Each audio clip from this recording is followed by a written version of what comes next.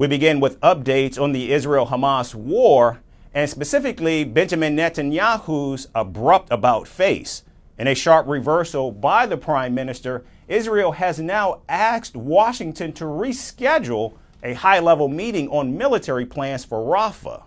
The Prime Minister's office has agreed to reschedule the meeting dedicated to Rafah. So we're now working with them to find a convenient date that's obviously going to work for both sides. But his office has agreed to reschedule that meeting that would be dedicated to Rafah, which is a good thing.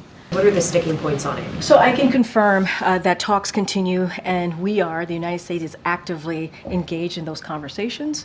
We remain hopeful that we can broker a deal to secure the release of hostages and establish a temporary ceasefire. This is something that we've been asking for some time. A ceasefire and this hostage deal obviously would allow us to bring home some hostages to their family, to their loved ones. Netanyahu abruptly called off the planned visit to Washington by senior delegation after the United States abstained and did not veto a UN Security Council resolution which called for an immediate ceasefire in Gaza. Now later, Netanyahu said his decision to cancel the planned delegation visit was a message to Hamas that Israel would not bend to growing international pressure to halt the war in Gaza. I thought the US decision in the Security Council was a very, very bad move. The worst part about it and the bad thing about the US decision in the United Nations Security Council was that it encouraged Hamas to take a hard line and to believe that international pressure will prevent Israel from freeing the hostages and destroying Hamas.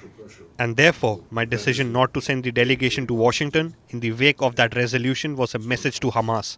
It was a message first and foremost to Hamas. Don't bet on this pressure. It's not going to work. And I hope they got the message. Now, U.S. officials have confirmed that the talks which have restarted are focusing on Israel's Rafah operation.